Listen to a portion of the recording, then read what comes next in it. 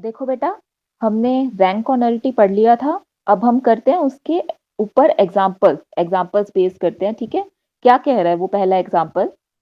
For the linear transformation, कोई linear transformation हमें R square से आर थ्री में दे रखा है, such that T X one X two value भी दे रखी है जो लीनियर ट्रांसफॉर्मेशन है उसकी, X minus X two minus X one, और लास्ट में माइनस में एक्स वन। तो ये 2 डायमेंशन है, ये 3 डायमेंशनल है।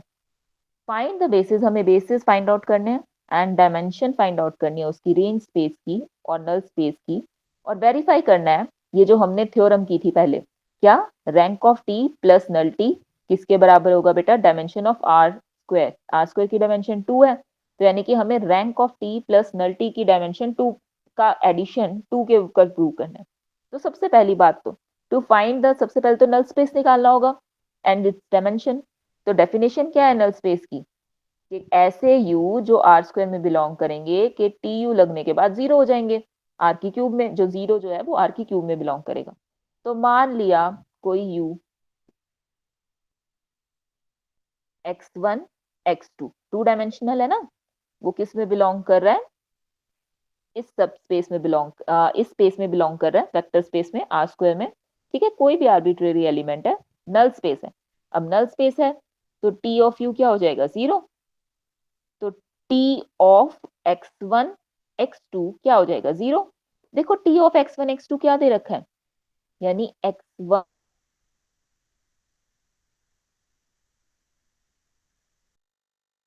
माइनस एक्स टू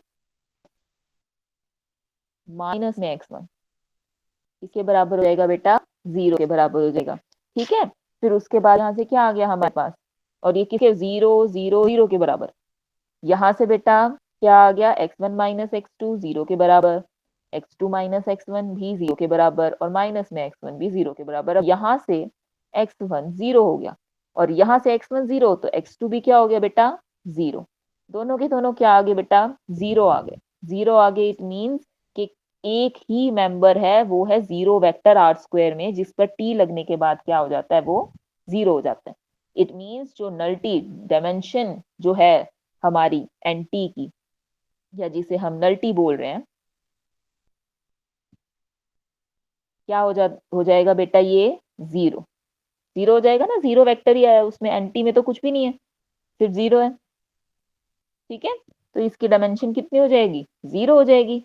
अब उसके बाद हम निकालेंगे रेंज। देखो रेंज निकालेंगे, तो रेंज निकालने के लिए क्या करेंगे? हमें, हमारे पास ये टपल्स है, X one minus X two minus X one, और माइनस में X one. Okay, for X one X two. ठीक है, ये आर स्क्वायर में बिलोंग कर रहे हैं। तो टी लगने के बाद ये आ जाएगा, ट्रांसफॉर्मेशन लगने के बाद कोई एलिमेंट वी माना आर टी का, सच दैट के इसमें बिलोंग कर रहा है। तो वी बिलोंग कर रहा है तो बस स्टैंडर्ड बेसिस से निकाल लिए बेटा। एक्स वन को क्या लिख सकते हैं? 10, X one 10 plus X two 01, तो X E one plus X E two आ गए। ठीक है, स्टैंडर्ड बेसिस है। तो यहां से हमारा ये इसके बराबर आ गया, क्योंकि लीनियर ट्रांसफॉर्मेशन की डेफिनेशन है बेटा। तो टी हमें क्या निकालना है? टी 10 पे निकालना है। तो 10 पे निकाल दो, एक्स की वैल्यू 1 पुट करो, एक्स टू की वैल्यू 0 पुट करो। तो यहाँ से हमारा ये निकल गया बेटा T10, ये इस फॉर्मूले में पुट किया बेटा, X one minus X two. X one क्या है बेटा? 1, 1 पुट कर दिया। एक्स टू क्या है? 0, 0 पुट कर दिया। इस तरह से निकाला है बेटा, ये ऐसे किया है।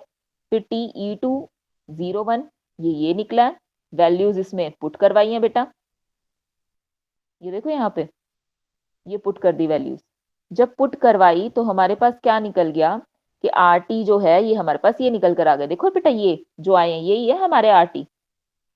ठीक है, अब उसके बाद तीसरा स्टेप बेटा, ए प्लस बी, ए बी की वैल्यू निकालनी है ना हमने, जो फील्ड में बिलोंग करता है यहाँ से। ठीक है, यहाँ से ये 0 0 0 के बराबर, यहाँ से ए बी दोनों 0 आ गए।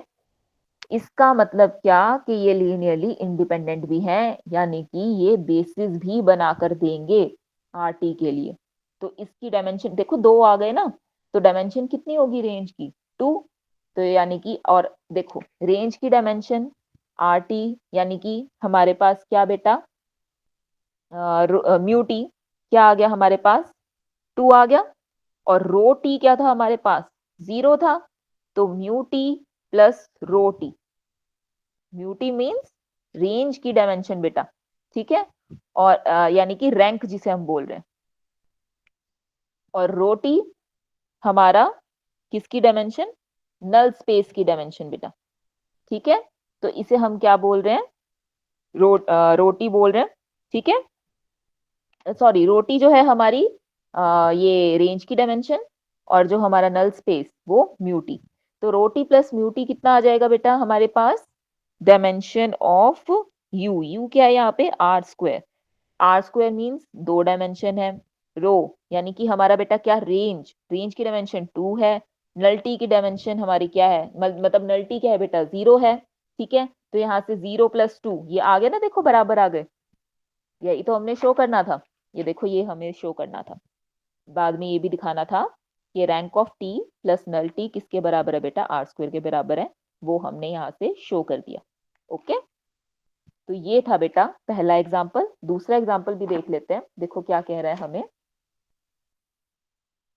फाइंड द लीनियर ट्रांसफॉर्मेशन, एक लीनियर ट्रांसफॉर्मेशन हमने फाइंड आउट करना है, आर क्यूब से आर क्यूब में ही जा रहा है, whose range space is spanned by the vectors, और स्पैनिंग वेक्टर्स भी दे रखे हैं बेटा। तो मान लिया कोई स्टैंडर्ड बेसिस मान लिए E1 E2 and E3, where E1 is this, E2 is this and E3 is this. अब उसके बाद T ऑफ E1 लगाया, कितना आया बेटा, इस पे E1 लगाओ, कितना आ गया 1 2 3। टी ऑफ E2 लगाओ, कितना आ गया 4 5 6, और टी ऑफ E3 लगाया तो वो 0 0 0 आ गया, ठीक है, क्योंकि 2 दे रखे हमें, एक पता नहीं है, 0 0 0 मान लिया। अब उसके बाद क्योंकि R T is spanned by this, यही बोल रखा है ना, spanned by the vectors, question में दे रखा है बेटा।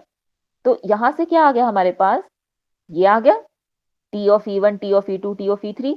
अब हर एक के लिए x1 x2 x3 हमने फाइंड आउट करने हैं यहाँ से, है ना। तो यहाँ से क्या आएगा, x1 को ऐसे लिख सकते हैं स्टैंडर्ड बेसिस में, तो xe1 plus xe2 plus xe3 आ गया। और यहाँ से ट्रांसफॉर्मेशन जब इस पे लगाएंगे तो ये आ गया, और टी E1 की वैल्यू, टी E2 की वैल्यू, टी E3 की वैल्यू पुट कर दी तो ये आ गया, और यही हमारा रिक्वायर्ड लीनियर ट्रांसफॉर्मेशन है। ओके, आज के लिए इतना ही करते हैं।